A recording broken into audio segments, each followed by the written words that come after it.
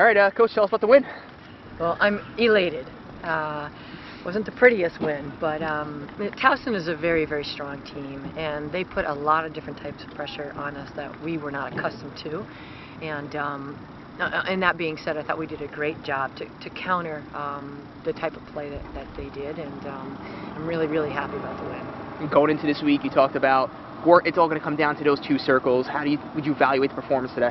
Yeah, I think that was definitely what happened, and I'm really, really happy with our goals today. I think we could have got on the board more, and I think we could have been a little bit more poised inside the circle, but since this game meant so much to both teams and the winner of this game going to CAAs, there's a lot of emotion, and sometimes it's a little bit difficult to really keep your composure and be poised, but I'm happy it came out, and we had a great outcome. You mentioned this week about a little bit of luck coming in, Michaela's goal.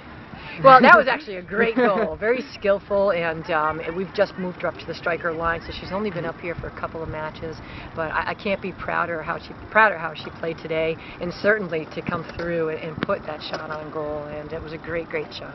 Coach Michaela Gallagher with the goal and assist, and Melissa McCarthy with the other goal. So the seniors getting the job done today. Can you just talk about how important they've been this year? Yeah, well, the leadership with this group is a real special group, and they have been so patient with the young guys, and we'd lost 8 seniors last year, and I've been so happy with their leadership and how they've been leading with the younger guys. But today, they really, really showed how much they can conquer a team like Towson, and it was really them today that pushed this team, and I think that was the most important. They were the most important factor of the game. Caitlin DeToro in goal, 5 saves on 6 shots, a couple of spectacular ones there. Can you just talk a little bit about her performance today? Well, she's been extremely steady all year round, and she's been very, very composed, especially in the big games. And I thought today Towson really put a lot of pressure in her circle, and she continued to keep the defense steady and to keep communicating to them back there, and I'm really, really proud of her leadership today, and they've responded so well under real tough pressure by Towson. I have to credit